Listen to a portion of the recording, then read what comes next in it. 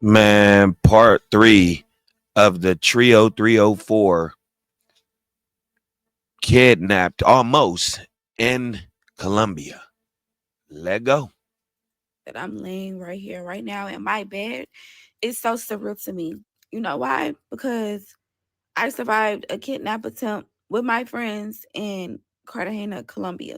Excuse my lashes, y'all. I keep crying. Like, this is something that is so traumatizing to me. And I just decided to share my story because I know so many people who travel and you never would think that it would be you. This is going to be a simplified version. I already told the full story on my Instagram, but I just wanted to share it on TikTok as well. So this should just be a shorter version. So me and my friends met up with a mutual friend that just so happened to be in Colombia. We decided to do a party bus tour. Once the party bus was over, they did leave with their private driver because they had a meal to go eat with their private chef. And we was just like, okay, well, we're gonna go grab some food because the food at our resort was nasty. So we end up going to Casa Palenque. Now, this is not like a random area. Tourists go here all the time. When I tell y'all, it's kind of like, I want to say like a Bourbon Street. I don't know if y'all ever been to New Orleans, but it's basically like a strip. Like, it's a lot of people out there that's been there. It's like it was a public place. So we ate. I had me a little hookah. My phone did get stolen, so I'm gonna include as much pictures as I can, but I really don't have anything to show y'all. So once it was time to go, there's taxis like all over the place, like, to take you home. If you go to Cartagena, Colombia, do not trust the yellow taxis whatsoever. The first taxi we went to was trying to charge us $50, and we was like, no, we don't want the $50.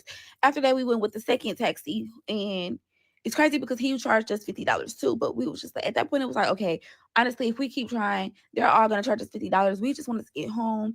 Not our Airbnb, our hotel was about 30 minutes from where we were at in the city. So we was just like, okay, forget it. We're gonna go ahead and take it. So we told him where we were going, and he said, okay. He never put in his GPS. We just took that as this is his city. I know my way around my city without a GPS, so that's why we didn't think anything of it.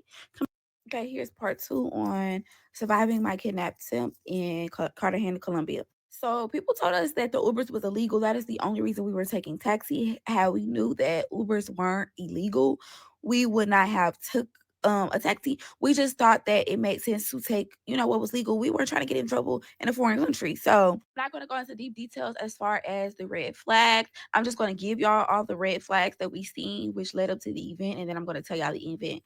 First red flag, he did not use the GPS. We assumed that he knew where he was going because this was his city. We told him where we needed to go, but we did put in our GPS the hotel resort so that we could track it. We did that anytime we got in a car with anybody because that I don't know, that's just how I am. Even if I take an Uber back home here where I'm from. Number two, he kept looking back at me. My friend sat in the passenger side. I sat behind her, and my other friend sat in the seat behind him. He kept looking back the whole ride. I didn't know. I'm not gonna lie, Colombians, they were flirtatious, very flirtatious. So I didn't know what he was on, but I didn't say anything to him. He did not talk the entire time. Let's start there. He didn't say a word. He kept taking wrong turns. My friend had to tell him, like, hey, no, you're supposed to keep straight because he kept trying to take a left. Oh, no, make a right. Like, our time went up from 23 minutes. We were 23 minutes away from our hotel. It went up to like 25. And then it started going down from there. My friend who was in the front seat, of course, she could see more what's going on in the front. She said that when he was supposed to make a U-turn, which you would have to be in the left-hand lane, he tried to get in the right, and she told him, like, hey, no, you need to get in the left lane. Another thing, anytime you go to foreign countries, when you're in a car with them, they drive hella fast. Like, they have bad road rage. This man was driving slow. It took like a 23-minute ride. It took us about 35 minutes to get there. So now to the attempt. We literally were 5 minutes away from our hotel, y'all. This man drove us 30 minutes. We were 5 minutes away from our hotel out of nowhere. Mind y'all, this was a stick shift car. I did mention when we first got in the car, I was like, y'all, I wish I knew how to drive a stick shift. Not knowing that we would actually have to attempt to try to drive a stick shift. He changed the gear and immediately grabbed behind him, reached my phone and reached my friend phone in a passenger seat. My other friend who was sitting behind him, she was sleeping. So I'm assuming that's why he didn't try to grab her phone as well. Regardless, he has two hands. So, even if he did try, it wouldn't have worked. Immediately after, instincts kicked in. I attacked him. Here's part 3, story time of me and my friends surviving a kidnapped attempt in Cartagena, Colombia. So in the process of me attacking him, I'm screaming to my other friend. I'm like, wake up, wake up. He's trying to kidnap us. So she starts attacking him too. So it's 3 of us attacking him from different directions. I feel like he did not expect this to happen at all. Like, he did not expect us to put up a fight like that, y'all. We were going in on him. So at this point, he's trapped in the corner, the driver's side of the car. So he jumps out the car. So at this point, since he can't have all 3 of us, he's at least trying to take one of us. So he comes to the back side of the car. He tries to drag my friend out the car. I told them, I said, y'all, we need to stay together. We're either all going to be in this car or we're all going to get out this car. So he keeps trying to drag her out the car. I'm pulling her back in. He tries that for a good 5 minutes. He couldn't get her out after that. He comes to my side. Y'all, I got the most damage. Like, he kept hitting me the most. I don't know if it's because I was attacking him the most or what, but y'all, he kicked me in my chest. Y'all, he had steel toe boots on. He kicked me and my friend in the chest, actually, but he kicked me in my chest. He dragged me out the car with my wig. My friend pulling me in. She pulled me in, so that pulled him back in. When he got in, he's like hitting me. He's hitting me in my chest, y'all. So at this point, I'm just literally trying anything just to get out of this situation. Y'all, I bit him. Not only did I grab his balls, I twisted them and I just kept twisting and twisting and twisting. And eventually he just backed up off of me. So then he tried my last friend. She must have went in on him so bad, y'all. Her nails, her raw meat is showing. I have the picture of that, so I'm gonna put that in here. Her raw meat is showing on her nails, like, y'all. So eventually he gave up on that and he went back to the front. But once all these attacks did not work, y'all, eventually he tried to get back in the car. My friend is in the front. Oh, when he tried to attack me, my friend's in the front trying to try to drive the car. We were trying to, get out at least out of the situation. And once he realized that worked, he got back in the car and we were trying to lock the car. We did not, we don't know how to work a foreign car. And I feel so helpless in this situation. And y'all, we are on a pitch black road, no street lights, nothing. So he was trying to like drive again. We started attacking him again. You're not going nowhere with us, sir. So eventually he got back and he drugged me out the car. Y'all, ripped my whole wig off of me. My knee is scraped up. So then my friends hopped out the car. We all hopped out the car. So all of our phones are in the car at this point. We're gonna pitch black road. So my friend is like still trying to get our phones. And she was like hanging on the door as he was driving. He kept trying to brake check. She was trying to get our phones so bad because we did not know where we were gonna go. Like, we're in the middle of nowhere in a foreign country. We were terrified after he just took our phones, attacked us. So once that did not work, he ended up driving off. I don't want to make this part too long, so come back to part 4. I'm trying to make that the last part. Part 4 of how me and my friends survived a kidnap attempt in Cartagena, Colombia. So immediately, y'all, I'm a mom. My instincts just automatically click in. I'm like, y'all, I understand y'all want y'all phones, but we have to go. He may have somebody waiting to come get us. You don't know who he has with him, accomplices or what. So I'm like, y'all, we gotta run. So we just started running, y'all. We just kept running. All of a sudden, somebody on a motorcycle came. I was like, y'all, no, don't talk to him. Like, we just kept going. And I realized it was a security guard. He was trying to help us. Right to that point, y'all, we have no shoes. We have no phones. My wig is off my head. Like, we just have nothing. We realized it was like a security station. They helped us. At first, we were not trusting of them. We did not want to. It was a language barrier, so we could not communicate with them. They were trying to communicate with us through Google Translate. I didn't know if they were in on it, so I did not want to communicate with them.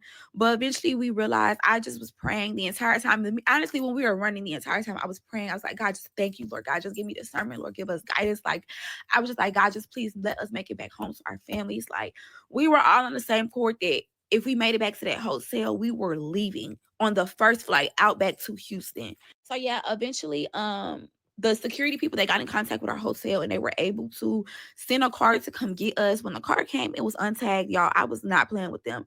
He was like, no, y'all, come on, let's get in the car, whatever. And I was like, no, if y'all security guards are not getting in this car with us, we're not going. We will walk back to this hotel because we knew how to get there. It was just a dark pitch black road, like nothing but trees, woods, like, who, like, we're scared. The security guard was like, "Yeah, we'll come." He tried to get in the front. I said, "No, you're getting in this back seat, mister."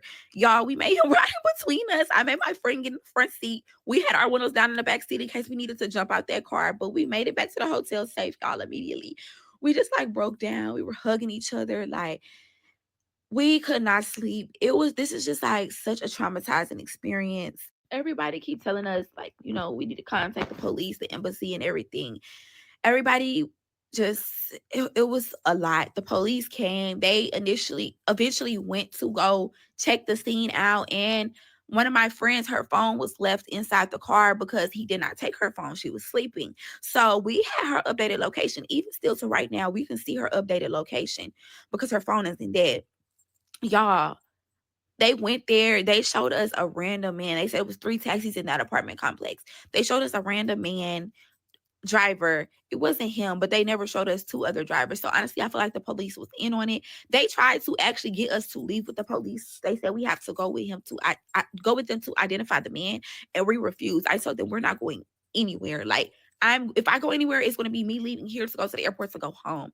And I'm so glad I didn't, because they could have been in on it. Like, they didn't show us the guy. Y'all showed us one person, but y'all said it was 3 taxis there. Weird. Part 4 of, so this is the last part of how me and my friends survived the kidnap attempt in Cartagena in Colombia. So y'all, honestly, with this situation, when I told the story on Instagram, I thought I was good. I thought I was over it. A couple hours had went by. It was about 12 hours later. I thought it was fine. Mind y'all, we literally had only been to Colombia for 24 hours at this point. We arrived in Colombia at 10:30 p.m. on Monday. This happened Tuesday at 1:38 in the morning. We were literally texting each other in the ride the entire time, which is crazy because we were literally had just joked about, like, I told her, I said, he acting weird. If he tries something, we're gonna take his car. Not knowing that a minute later, y'all, he would snatch our phones and we could have been sex trafficked, y'all. He literally had 3 motorcycles waiting down the road, but because we had passed them up and beat him up to that point, they didn't come to that point because we were so close to where the security was. They did not want to get caught. I just want to tell anybody who decides to go to Cartagena, Colombia, if you ever decide, get a private driver. Honestly, I wouldn't even trust the street food. Get you a private chef. Like, do not trust the yellow taxis. Do not go anywhere by yourself. Keep the communication with those people to a bare minimum because they scam. Even when we bought stuff off the street, y'all, they kept trying to scam us and overcharge us. This man tried to sell my friend some gas, some Zaza. He wanted $50 for 3.5. For 3.5. Do you think we're green? Mind you, nobody out there was smoking. That was skeptical. He told me, somebody got that sticky icky. No, you kept your sticky and your icky because nobody wants that. My biggest fear was going out here and getting like a stomach bug. I didn't got kidnapped. That was the least of my worries. Like, this is just such a traumatizing experience. One minute I'm crying, the next minute I'm happy because I'm like, dang, I really made it back home. I just keep thinking about how so many people do not make it back home, and nobody understands how I feel in this situation except my 2 friends who were there with me. It's so many emotions, y'all. I'm paranoid. Like, when I got off the plane, I'm checking over my shoulder, like, I know I'm gonna have to go to therapy for this situation because it's so traumatizing. Like, I'm sorry, y'all. My voice is going in and out because I keep crying. Like, this is just such a devastating experience, and it makes me want to set out on traveling. We literally had another trip booked for May. This literally makes me want to sit out on traveling. We've said forget the trip, forget the money we spent, y'all. We spent so much money on this trip. It's just not even worth it. Be safe, watch your surroundings, and if you don't know how to defend yourself, please have self-defense, because if it wasn't for us self-defending ourselves, that man probably would have been able to get us. He was not expecting that at all. Like, he just kept looking at us like he was in shock. We fought back for our lives, and I will do it again if I have to. If I had a weapon, I would have defended myself if I had to. Please just be cautious, y'all, as a young female, like, anywhere. Not waking up and I'm seeing all these outlets are posting us, and everybody have their opinions, but I just want to clear up a few things. For one, we were not drunk. For some reason, we just had no desire to have a drink, which is so crazy because We literally drink on vacation, but we did not drink when we were in the city. So we had not one lick of alcohol. Like literally, we literally ate at that restaurant. It had water. The most I had was the hookah, but what is a hookah? Number two, we never got our phones back. My phone location still says that it's in Colombia. We all ordered new phones. We were on our iPads. That's how we were able to get in contact with our parents. I never bring my iPad. For some reason, I brought my iPad with me, but yes, that's another thing.